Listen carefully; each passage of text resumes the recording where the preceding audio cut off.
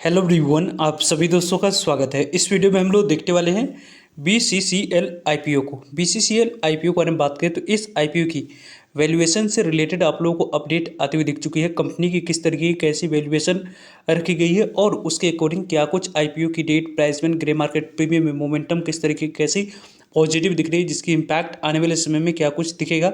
Share holders category के लिए आप लोगों के लिए क्या कुछ आएगी, यहाँ पे स्ट्रैटेजी होनी चाहिए अलॉटमेंट मिलने के लिए, उनके बारे में इस वीडियो में डिटेल्स में बात करने वाले हैं। सो वीडियो को इन तक देखिएगा और ऐसे ही daily IPO, grey market premium से जुड़ी अपडेट के लिए चैनल को सब्सक्राइब कर लीजिए। साथ ही कमेंट्स में टेलीग्राम ग्रुप का लिंक दिया गया है, वहाँ भी जुड़ सकते हो टाइम पे अपडेट के लिए। फर्स्ट ऑफ ऑल यदि हम लोग डिस्कस करें BCCL IPO के बारे में बात करते हैं तो ये IPO यहाँ पे 9 जनवरी से IPO ओपन होने वाली है। 9 जनवरी से IPO में पहला दिन अप्लाई करने के लिए समय मिलेगा और 11 जनवरी आपको मार्केट क्लोज रहेगी। 10 जनवरी यहाँ पे मार्केट क्लोज रहने वाली है, तो उसके कारण से आपको 12 जनवरी और 13 जनवरी इन 3 डेट को इस मेन बोर्ड IPO में आपको अप्लाई करने की अपॉर्चुनिटी मिलेगी। 16 जनवरी इस IPO की यहाँ पे क्लोजिंग डेट है, जो कि टेंटेटिव है। कंपनी की प्राइस यहाँ पे फेस वैल्यू 10 रुपीज़ है, यानी कि आने वाले समय में यदि कंपनी चाहे तो अपने शेयर होल्डर्स को स्प्लिट की अनाउंसमेंट इन फ्यूचर कर सकती है। कंपनी की फेस वैल्यू के अकॉर्डिंग यहाँ पे हम लोगों ने देखा प्राइसमेंट के अकॉर्डिंग अट्रैक्टिव प्राइसमेंट कंपनी के द्वारा रखा गया। वैल्यूएशन कंपनी ने थोड़ी सी अच्छी डिमांड्स करी है, इसके कारण से कंपनी की अपर प्राइसमेंट 23 रुपीज़ रखी गई। इसी अपर प्राइसमेंट 23 रुपीज़ पे अप्लाई करनी है। लोअर प्राइसमेंट या 20 के प्राइसमेंट को यदि आप अप्लाई करते समय सेलेक्ट करेंगे तो आपकी अलॉटमेंट मिलने की चांस पहले ही समाप्त हो जाएगी। यहाँ पे आपको कट ऑफ प्राइस पे ही अप्लाई करनी है। कंपनी में यदि आप अप्लाई कर रहे हैं तो मिनिमम यहाँ पे 600 इक्विटी ऑफ शेयर मिनिमम आपको एक लॉट अप्लाई करते समय सेलेक्ट करना होगा। कट ऑफ प्राइस 23 रुपीज़ पे आपको अप्लाई करनी होगी। ऑफर फॉर सेल पूरी तरीके से इशू साइज है। यहाँ पे जो भी पैसा कंपनी रेज करी है वो कंपनी के पास जाते हुए नहीं दिखेगी। कंपनी के प्रमोटर्स और एग्जिस्टिंग शेयर होल्डर्स कैटेगरी के पास जाने वाली है। Book building IPO BSE NSE दोनों जगह पर कंपनी की लिस्टिंग होने वाली है। यदि आप एम्प्लॉय कैटेगरी के लिए एलिजिबल है तो वहाँ पे आप लोगों को 1 रुपीज़ डिस्काउंट रखी गई है। आपके लिए जो कट ऑफ प्राइस रहेगी वो 23 रुपीज़, अपर प्राइस बैंड जो रखा गया है उसके अकॉर्डिंग 22 रुपीज़ आपके लिए कट ऑफ प्राइस हो जाएगी। उसी upper price band cut off price पे यहाँ पे आपको अप्लाई करनी है। कंपनी में यदि हम लोग डिस्कस करें तो लगभग 1071 करोड़ की टोटल इशू साइज इस कंपनी की दिख रही है। लगभग 1071 करोड़ की टोटल इशू साइज के बारे में बात करते हैं तो पूरी तरीके से फ्रेश इशू नहीं बल्कि ऑफर फॉर सेल है। पूरी कंपनी के पास जो भी पैसा कंपनी IPO से रेज कर रही है और कंपनी के पास ना जाकर कंपनी के प्रमोटर्स और एग्जिस्टिंग शेयर होल्डर्स कैटेगरी के पास हम लोग को जाते हुए देखिए। कंपनी के बारे में बात करें तो आने वाले समय में इंपॉर्टेंट डेट्स के बारे में बात करते हैं तो 9 जनवरी से इस IPO की क्लोजिंग यहाँ पे ओपनिंग डेट है और 13 जनवरी इस IPO की क्लोजिंग डेट रखेगी। 14 जनवरी अलॉटमेंट आप लोगों को मिली है नहीं, उसके बारे में इन्फॉर्मेशन मिल जाएगी। 15 जनवरी को नहीं मिलने पर पैसे रिफंड करने की डेट है और 15 जनवरी को ही डीमैट अकाउंट में शेयर को क्रेडिट कर दिए जाएंगे यदि आप लोगों को अलॉटमेंट मिल जाती है तो। और 16 जनवरी को कंपनी की लिस्टिंग BSE NSE दोनों जगह पर होने वाली है।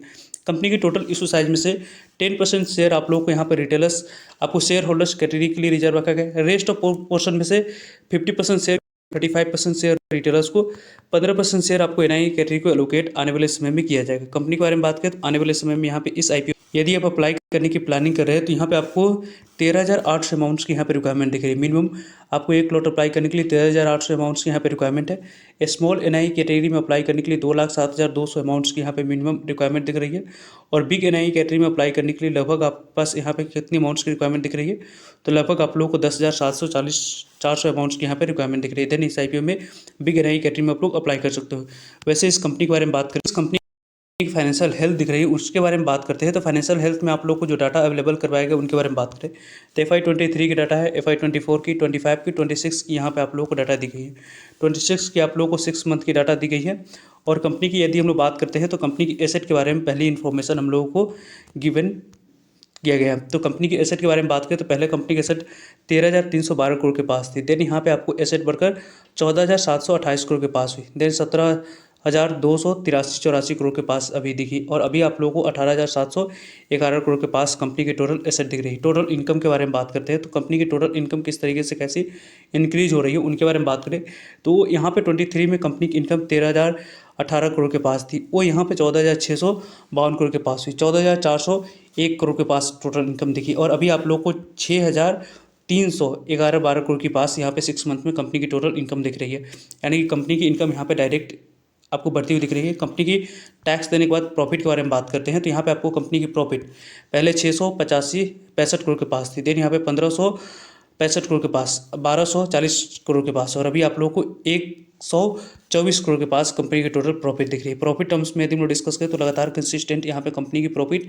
बढ़ रही है। इबिटा के बारे में बात करते हैं तो इबिटा पहले आप लोगों को 891 करोड़ के पास थी, 2494 करोड़ के पास, देन यहाँ पे 2356 करोड़ के पास, और अभी आप लोगों को इबिटा यहाँ पे कंपनी की 460 करोड़ के पास रही है। नेटवर्थ के बारे में बात करते हैं तो नेटवर्थ यहाँ पे पहले 3791 करोड़ के पास, 5355 करोड़ के पास, 6551 करोड़ के पास, और अभी आप लोगों को यहाँ पे 5830 करोड़ के पास रही है। रिजर्व एंड सरप्लस के बारे में बात करते हैं तो रिजर्व एंड सरप्लस यहाँ पे 853 करोड़ की लॉस में रही थी, यहाँ पे 665 करोड़ की, 805 करोड़ की, और अभी आप लोगों को 1006 करोड़ की कंपनी के रिजर्व एंड सरप्लस है। कंपनी की बोरोइंग यहाँ पे अचानक बढ़ी है, लगभग आपको 1559 करोड़ की बोरोइंग है, जो कि आने वाले समय में यहाँ पे कम यूँ होती हुई दिखेगी। कंपनी की प्रॉफिट कंपनी की अच्छी दिख रही है। कंपनी की ओवरऑल यदि हम फंडामेंटल के बारे में तो फंडामेंटली कंपनी किस तरीके से कैसे साउंड करी है। आरओसी के बारे में बात करें, रिटर्न ऑन कैपिटल एम्प्लॉयड के बारे में बात करते हैं तो 30 की यहाँ पे रिटर्न ऑन कैपिटल है, एम्प्लॉयमेंट दिख रही है।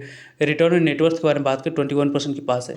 प्रॉफिट आफ्टर टैक्स मार्जिन 8.61% की, जो कि अच्छी है। इबिटा मार्जिन 16.36% की है, और प्राइस टू बुक वैल्यू यहाँ पे 1.63 की यहाँ पे दिख रही है। कंपनी ओवरऑल फंडामेंटली काफ़ी स्ट्रॉन्ग साउंड करी, गवर्नमेंट ओन कंपनी है, और इस कंपनी की जो प्राइस टोनिंग रखी है उनके बारे में बात करें तो 8.64 की कंपनी की प्राइस टोनिंग है, और इसकी इंडस्ट्री की एवरेज प्राइस टोनिंग यहाँ पे आपको निकल कर आ रही है 15 के पास, यानी कि वैल्यूएशन वाइज कंपनी ने टेबल पर कुछ लिस्टिंग करने के लिए स्कोप छोड़ी है, जिसके कारण से इस कंपनी की यहाँ पे ग्रे मार्केट प्रीमियम काफ़ी शानदार यहाँ पे तेजी दिख रही है। वैसे प्रमोटर्स की होल्डिंग प्री आईपीओ से पहले कितनी थी तो 90% के पास, यहाँ पे 100% के पास थी, और अभी करंटली यहाँ पे आईपीओ आने के बाद अब इस कंपनी प्रमोटर्स की होल्डिंग 90% के पास रहने वाली है, यानी कि कंपनी की प्रमोटर्स की होल्डिंग इस कंपनी में अभी भी यहाँ पे इंटैक्ट और अच्छी रहने वाली, जो कि आने वाले समय में यहाँ पे प्रमोटर्स अपने स्टेक को कुछ डाइल्यूट भी करते हुए दिखेंगे आईपीओ जब आएगी। वैसे इस कंपनी के बारे में तो ग्रे मार्केट प्रीमियम को पहले देखने से पहले यदि हम लोग डिस्कस करें इस आईपीओ में, यदि आप लोगों ने अप्लाई किया होगा तो यहाँ पे आप लोग की बात करें तो यहाँ पे जो शेयर होल्डर्स कैटेगरी के लिए एलिजिबल है उनके बारे में बात करते हैं। तो फर्स्ट ऑफ ऑल आप लोगों को एलिजिबल है तो यहाँ पे पहले यदि आपने इस कंपनी में 1 जनवरी तक इस कंपनी के पेरेंट्स कंपनी कोल इंडिया लिमिटेड कंपनी के एक भी शेयर को पहले से बाइंग किए होंगे तो जाकर आप शेयर होल्डर्स कैटेगरी के लिए एलिजिबल होंगे, और आप लोगों को मेल भी आ चुकी होगी कि आप शेयर होल्डर्स कैटेगरी में अप्लाई करने के लिए यहाँ पे बीसीसीएल आईपीओ में एलिजिबल है। वैसे इस कंपनी के बारे में बात करते हैं तो कंपनी की जो ग्रे मार्केट प्रीमियम है उनके बारे में बात करें तो यहाँ पे थोड़ी सी आप लोग को मार्केट में अनसर्टिनिटी की वजह से आपको ग्रे मार्केट प्रीमियम में गिरावट आप लोगों को दिख रही है। अभी ग्रे मार्केट प्रीमियम अभी भी यहाँ पे पॉजिटिव ग्रे मार्केट प्रीमियम 23 रुपये पे 12 रुपये की ग्रे मार्केट प्रीमियम, उसके अकॉर्डिंग 35 रुपये लिस्टिंग प्राइस, 52% के पास अभी भी लिस्टिंग मिलने की चांस है। 7200 के आसपास एक लॉट में अभी भी लिस्टिंग यानी आईपीओ देती हुई दिख रही है। ओवरऑल इस कंपनी की वैल्यूएशन थोड़ी सी अट्रैक्टिव रखी है, जिसके कारण से इस आईपीओ की ग्रे मार्केट प्रीमियम में अच्छी आप लोगों को मोमेंटम यहाँ पे दिख रही है। वैसे ओवरऑल इस कंपनी के बारे में टाइम पे आप लोग सभी का अपडेट ग्रे मार्केट प्रीमियम और सब्सक्रिप्शन से जुड़ी सभी important update time to time इस चैनल पर मिलते रहेंगे। सो जुड़िएगा ताकि आप लोगों तक अपडेट पहुँच पाए। फर्दर जो भी डाउट करिए कमेंट्स का आप लोग पूछ सकते हो। मिलते हैं एक नई इन्फॉर्मेटिव वीडियो में, तब तक लीजिए जय हिंद, जय भारत।